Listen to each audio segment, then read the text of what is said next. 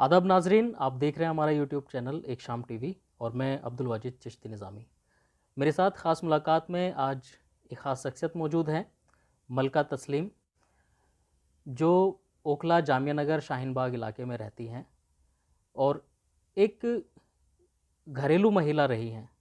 सबसे पहले तो मलका, मैं आपसे यही जानना चाहूँगा, आप जो किस तरीके से आप अपनी ज़िंदगी का सफ़र तय करते हुए यहाँ तक पहुँचे, कहाँ से आपने अपनी तालीम हासिल की, पीछे उत्तर प्रदेश से कहाँ से आप आती हैं, ये सारा कुछ जो है हमारे नाजरीन को अपना तारुफ कराइए सबसे पहले। शुक्रिया वाजिद भाई। मेरा नाम मलका तस्लीम है। मेरी पैदाइश सागर हुई थी, सागर छावनी में हुई थी। मेरे अम्मी अब्बा एमपी में रहते थे। मेरी स्कूलिंग मुरैना में भी हुई है, जबलपुर में भी हुई है, ग्वालियर में भी हुई है, सिंधिया स्कूल में भी पढ़ी हूँ।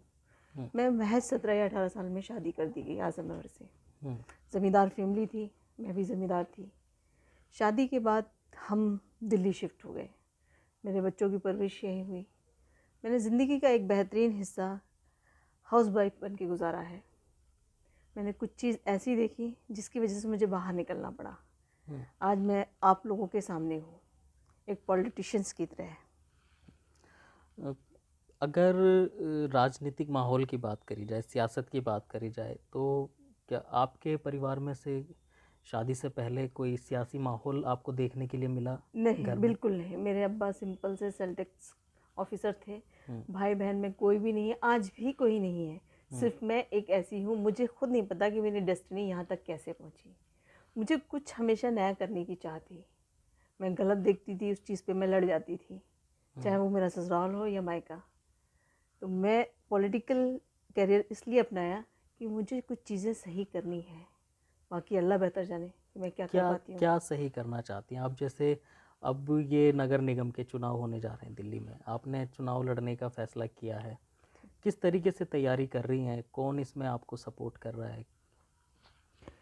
मेरी ससुराल, खासकर आजमगढ़ वाली, वो पूरी पॉलिटिकल है। मैंने शादी के बाद पॉलिटिक्स अपने घर में बहुत अच्छे से देखी। बच्चे बच्चे को पॉलिटिक्स आती है। नगर निगम का चुनाव मुझे इसलिए लगा कि जब एनआरसी सीए हुआ तो वहाँ औरतें बैठी थी, स्टूडेंट बैठे थे, कॉलेज गई, गंदगी बहुत थी। तो उसमें मैं झाड़ू भी लगाती थी, सफाई भी करती थी। मैंने अपने काउंसलर बाजिद से कई बार कहा कि फ़िनाइल, झाड़ू कुछ ऐसा प्रोवाइड कराएं जो हम साफ़ सफाई कर सकें। हमारा काउंसलर वहाँ होते हुए भी उसने कुछ नहीं किया। और हमारे हाथ में इतनी पावर नहीं थी, हम घर से कितना ले जाते। उसके बाद भी हमने पूरी साफ़ सफाई का इंतज़ाम किया। सुबह पहुँच के पूरा साफ़ सफाई करना, देखना। मुझे बड़ा अफसोस हुआ कि एक आदमी पावर में होते हुए, सरकार उसकी है बाजिद भाई की, फिर भी वो कुछ नहीं कर रहा है। क्या बाजिद भाई के पास इतना नहीं था पैसा कि साफ़ सफाई करवा सकते, किसी को भेज देते, कचरा उठवा सकते? उनकी अपनी ही तो बहन बैठी थी, उनकी अपनी बहन, चच्ची, माँ सब बैठी थी। उन्हीं के सपोर्ट से तो वो आए हैं, जिनसे उन्होंने एक एक वोट मांगा है। तो क्या उनके पास इतना पैसा नहीं था कि अरे रोज़ नहीं तो कम से कम 2-4 दिन में करवा देते? 3-4 महीने औरतें बैठी थी, उन्होंने कुछ नहीं करवाया। तो मुझे लगा कि जब औरतें घर से बाहर निकल के बैठ सकती हैं तो क्यों ना एमसीडी अपने हाथ में लिया जाए। हमसे अच्छा कोई नहीं जानता कि एमसीडी में किस चीज़ की ज़रूरत है। जब हम अपना घर साफ़ सुथरा कर सकते हैं तो अपना मोहल्ला क्यों नहीं साफ़ कर सकते? ये एक बड़ी वजह आपने बताई। जी।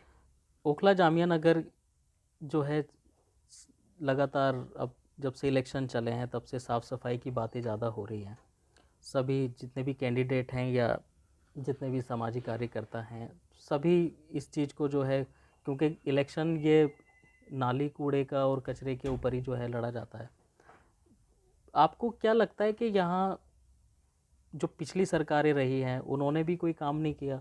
एक कूड़ेदान का यहाँ मसला बना हुआ है, एक कूड़ेदान भी कोई नहीं बना। बिल्कुल नहीं किया। तो आपने क्या सोचा है, किस तरीके से आप इस काम को करेंगे अगर आपको मौका मिलता है तो? मुझे अगर टिकट मिलता है और मैं जीत के आती हूँ तो वार्ड वाइज, मोहल्ले वाइज कूड़ेदान बनेगा। और बहुत बड़ा नहीं कि आके ट्रक खड़ा हो जाए तो लोगों के रास्ते जाम हो जाते हैं। छोटे छोटे छोटे ट्रॉली के हिसाब से। मैं अपने अब्बा के पास थी, मैंने ये सिस्टम इंदौर में देखा था। कि एक एक कॉलोनी में एक एक छोटी सी ट्रॉलियाँ थी, उस ट्रॉलियों को मेन कूड़ेदान के पास ले जाया जाता था, वो ट्रक में डाल दिया जाता था। मैं चाहती हूँ कि हम भी अपने मोहल्ले के बाहर एक छोटी सी ट्रॉली रखें, जो हमारे यहाँ से कूड़ा इकट्ठा करता है और ला के रोड पे फेंक देता है, वो रोड पे ना फेंक के छोटी छोटी ट्रॉलियों में डाले। अगर वो ट्रॉलियों में डालता है तो वहाँ से समेटना आसान है, तो हमारे पास गंदगी बहुत कम होगी। यहाँ पर एक इलाका है छोटा सा श्रम विहार, वहाँ पर एक बहुत अच्छा सा नाला है। नाला इसलिए अच्छा कहूँगी कि एमसीडी में कभी कोई काम नहीं होती, सरकार ने कोई काम नहीं किया नाले के ऊपर, तो उसमें हॉस्पिटल का कचरा डलता है। मैंने बहुत कोशिश की कि बस्ती है, गरीब बस्ती है, वहाँ हॉस्पिटल का कचरा ना डले, सब दरवाज़ा सबका खटखटाया है। अगर मैं आती हूँ एमसीडी में तो मैं कुछ वहाँ चेंजेस करना चाहूँगी। लगता है आपको आप कर पाएंगी? क्यों नहीं कर पाऊँगी? मैंने अपना घर संभाला है, तो मैं अपना मोहल्ला नहीं संभाल सकती? मेरे बच्चे पढ़े लिखे हैं, ये जेंट्री बहुत पढ़ी लिखी है अबू फजल शाहीन बाग की, लोग इन्हें गलत निगाह से देखते हैं। इस अबू फजल शाहीन बाग में जब भी कोई प्रॉब्लम होती है तो सबसे पहले शाहीन बाग खड़ा होता है। तो अगर मैं सिंगल कैंडिडेट ऐसी हूँ जो अपने दम पे लड़ रही हूँ, मेरा सपोर्ट फैमिली का फुल है, मैं फ्रंट में मैं रहती हूँ। जितने भी कैंडिडेट आप देखिए सब जेंट्स हैं, अपनी बीवियों को निकाल के लेकर आए, क्या उनकी बीवी कहीं दिखी है? मैं आज प्रदेश में सचिव हूँ अमृता धवन की टीम में, मैं हर धरने प्रदर्शन में, हर इलाके में, हर चुनाव में रहती हूँ, और उसके बाद अपने घर पे भी काम करती हूँ। घर का काम करने के बाद मैं अपने मोहल्ले का भी काम करती हूँ। पास पड़ोस कुछ भी हो उसमें मैं एक्टिव रहती हूँ, तो क्यों नहीं मैं अपनी दावेदारी पेश कर सकती? घर से निकल करके सीधा सियासत में जब कदम रखा आपने और कांग्रेस पार्टी में एक बड़े चेहरे के तौर पर आपको देखा जाता है पार्टी के लोग, शुक्र अल्लाह का। तो इसमें कितनी जो है परेशानियों का सामना करना पड़ा है? बहुत, मुझे परेशानी का बहुत सामना करना पड़ा कि मुस्लिम होके वहाँ तक पहुँचना थोड़ा टफ था, पर मेरे बोलने का जो अंदाज़ है, जैसे मैंने सुल्ली बाई और बुल्ली बाई पे बोला था, क्योंकि जो बोलने का अंदाज़ है वही आपको आगे लेके जाता है। आपके दिल से जिस दिन डर ख़त्म हो जाएगा तभी आप आगे बढ़ पाएंगे। मुस्लिम होने के बाद भी मैं वहाँ तक पहुँची। लोग 10 साल लगा देते हैं, मुझे 2 साल में वो अचीव हुआ जो मैंने सोचा नहीं था। आज मैं स्टेट सेक्रेटरी बन के बैठी हूँ, आज मैं अपनी दावेदारी पेश कर रही हूँ। मैंने कभी सोचा ही नहीं था कि मैं इलेक्शन में आऊँगी। जब मैंने परेशानियाँ देखी, तकलीफ़ देखी, तो मुझे लगा कि मुझे आना चाहिए, क्योंकि जो औरतों की टीम है, अगर कोई काउंसलर आदमी होता है तो कोई औरत उसके पास नहीं बैठ के प्रॉब्लम बता सकती। अगर कोई लेडी काउंसलर होती है तो मर्द तो बैठ के बता भी सकते हैं प्रॉब्लम, औरतें भी बताएंगी। आज मेरी टीम में सिर्फ औरतों को ही मैंने इकट्ठा किया है, और सपोर्ट तो मुझे मेरे घर का पूरा ही है। मेरे बच्चे भी हैं, मेरे आजमगढ़ से हैं, और इस वक्त मैं बैठी हूँ डॉल्फिन हाउस में। डॉल्फिन हाउस यहाँ का सबसे पॉपुलर छोटा सा एक बगीचा, गार्डन, बिल्डिंग, कुछ भी कह लीजिए। शकील अहमद आज़मी बहुत मशहूर है यहाँ पे। जब मैं आवेदन भर के आई तो उन्हें पता ही नहीं था कि मैं आवेदन करके आई हूँ। जब उन्होंने सुना तो हंसने लगे कि इतना छोटा सा इलेक्शन लड़ोगे। तो मैंने कहा आपके यहाँ बड़े बड़े पॉलिटिशियंस हैं, मुझे पता है, पर मेरे लिए छोटा सा इलेक्शन बहुत मायने रखता है, क्योंकि मैं नीचे से ऊपर स्टेप बाय स्टेप जाना चाहती हूँ। तो उन्होंने कहा कि तुम काम करो, हम तुम्हारे साथ हैं। मेरा छोटा बच्चा मेरे साथ लगा रहता है। ये एक बड़ी बात बताई आपने कि अब शोहर की भी जो है हिमायत आपके साथ है। पहले तो वो आपको शायद मना कर रहे थे, जैसे आप, उनको पता ही नहीं था। उनको पता ही नहीं था। तो और जैसा आपने बताया कि वो इतना छोटा सा इलेक्शन बता रहे हैं, लेकिन कह रहे इतना छोटा सा इलेक्शन लड़ोगी, काउंसलर का इलेक्शन, तुम जिसकी वाइफ हो वो लोकसभा लड़ाने वाला है, तो तुम काउंसलर का इलेक्शन लड़ोगी। तो मेरी एक अच्छी सी जानने वाली है पॉलिटिकल नेता, उन्होंने कहा नहीं भाई साहब, छोटे से इलेक्शन से ही शुरुआत की जाती है, और यही आपको पहचान बताएगा। जब मेरी पहचान इतनी अच्छी हो गई है तो क्यों ना मैं अपनी पहचान मेरे एरिया में भी और डेवलप करूँ, लोग मेरे काम को देखें। अगर मैं काउंसलर बन के आती हूँ तो 5 साल इतना दबा के काम कर दूँ कि अगला 5 साल मेरा फिक्स हो जाए।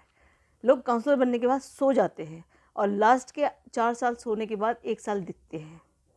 और जब आपके पास चीज़ें हैं, पावर है, तो क्यों ना आप काम करें। और जब आपकी फाइनेंशियल कंडीशन बहुत अच्छी है और आप इलेक्शन लड़ रहे हैं, तो आपको काम उसके लिए करना चाहिए जिसने आपको वोट दिया है, वहाँ तक पहुँचाया है, उनकी सुनवाई की है। गंदगी के अलावा और क्या परेशानी देखती हैं आप यहाँ पर? यहाँ पर घरेलू हिंसा बहुत है, आपका चरस, ड्रग्स, ये बहुत है, बच्चों में क्रिमिनल बहुत है। मैं एक ऐसी कैंडिडेट हूँ, मैं अपना दावा इसलिए और पेश करती हूँ, मैं एक ऐसी कैंडिडेट हूँ कि पुलिस वालों से लड़ जाती हूँ। डीसीपी से बोल लेती हूँ। जो और कैंडिडेट के हस्बैंड और वाइफ है वो सिर्फ सीमित रहते हैं। इस इलाके में भी धरना प्रदर्शन हो तो मैं सीधे डीसीपी एसीपी से बात करती हूँ, एसएचओ से बात करती हूँ। नहीं तो इसमें कानूनी सपोर्ट आपको मिलती भी है? बिल्कुल बिल्कुल, हमारी पुलिस ने हमें, जब भी मैंने बात की है, हमें सपोर्ट किया है। मैंने कुछ दिन पहली बार यहाँ एक मीटिंग होती है पूरे एरिया की डीसीपी के सामने, उसमें मैं पहली बार शामिल हुई। तो मेरा एक क्वेश्चन डीसीपी से था कि ये बताइए क्या अबू फजल शाहीन बाग मर्दों से चलता है? तो उन्होंने कहा नहीं, औरत मर्द दोनों से चलता है, हर घर में लोग होते हैं। तो उस मर्द में सिर्फ मर्द क्यों है, उस मीटिंग में सिर्फ मर्द क्यों थे, औरतें क्यों नहीं थी? उन्होंने मेरी बात को माना। उन्होंने कहा अगली मीटिंग में औरतें भी रहेंगी, अगर 50% मर्द हैं तो 50% औरतें भी रहेंगी। मैं चेंजेस चाहती हूँ, थोड़ा सा चेंज हो, बहुत बड़ा चेंज नहीं कर पाऊँगी पर मैं कोशिश करती हूँ कि चेंज हो। लोग बाहर, घर से बाहर निकलते हैं तो उसका अच्छा से यूटिलाइज हो। कांग्रेस से दावेदारी कर रही हैं आप, कांग्रेस पार्टी से, जो दूसरी पार्टियां हैं और दूसरे कैंडिडेट हैं वो भी सब अपनी अपनी दावेदारी कर रहे हैं, तो क्या लगता है आपको कि मौका मिलेगा आपको? कितना कॉन्फिडेंस है पूरा आपका? 100% कॉन्फिडेंस है अपने ऊपर। बाकी अल्लाह मालिक, जो होगा वो देखा जाएगा। दावेदारी इसलिए कर रही हूँ कांग्रेस से कि शुरू से कांग्रेस ही रहे हैं। हस्बैंड का पूरा घर या मेरा मायका, मैंने अपनी मदर को देखा था जब वो वोट डालने जाती थी तो उनके लिए उस दिन वो अपने हस्बैंड से यानी मेरे पापा से बात नहीं करती थी। तो हम पूछते थे आज अम्मी आपने अब्बा से बात क्यों नहीं की? तो कह रही मैं उनसे अगर बात करूँगी तो डिस्कस होगा कि वो वोट किस पे डालना है, ये मेरा वोट बहुत कीमती है, तो मैं अपने मन से छुपा के वोट डाल के आती हूँ। सबसे पहला काम क्या रहेगा इलाके में अगर आपको मौका मिलता है तो? अगर मुझे मौका मिलता है तो सबसे पहले कूड़ेदान बनना है, क्योंकि बीमारियां घर तक पहुंचती हैं। शायद किसी ने नहीं देखा हो, मैंने कोरोना काल में देखा है कि बहुत तकलीफ़ होती है। मेरे घर से मेरे अब्बा का इंतकाल हुआ और मेरे हस्बैंड और शौहर और बच्चे बीमार पड़े तो कितनी परेशानी होती, कूड़े को लेके, कूड़ा कितनी दूर रख के आना पड़ता था। मैं इस चीज़ को जानती हूँ। और दूसरा, यहाँ पे एक स्वयं बिहार है, वहाँ रोड नहीं है। एक दिन मैं वहाँ चली गई, अचानक से बारिश हुई, मेरे इतने गंदे पैर हुए कि मुझे घिन आ गई। मेरी गाड़ी मैंने दूसरे दिन धुलवाई, सब सही की, पर वहाँ पे एक रोड होना चाहिए क्योंकि वहाँ 800-900 फैमिली रहती है और यहाँ कूड़ेदान बहुत ज़रूरी है, कूड़ेदान होना चाहिए। हमारे पता नहीं रोड हमारे उसमें आती है या नहीं आती, पर रोड पे जो इन्होंने साइड में फुटपाथ बनाया वो किसी काम का नहीं है, ना उस पर गाड़ियाँ चढ़ सकती, ना उस पर पैदल फुटपाथ चलता है। तो उसको भी अगर मौका मिला तो मैं सही करवाना चाहूँगी, अगर मौका मिला तो। जो घरेलू महिलाएं हैं उनसे क्या अपील करना चाहेंगी? घरेलू महिलाएं से इसलिए करना चाहूँगी कि मैं भी आप लोग में से एक हूँ, मैं आप लोग के बीच से निकली हूँ, मुझे फुल सपोर्ट करिए। मैं आपकी अपनी हूँ। मैं एनआरसी सीए में भी बैठी थी, जो मर्दों ने दावा किया है अपने औरतों का वो कभी दिखी नहीं है। मैं 3 साल से बाहर हूँ और इसके लिए काम कर रही हूँ।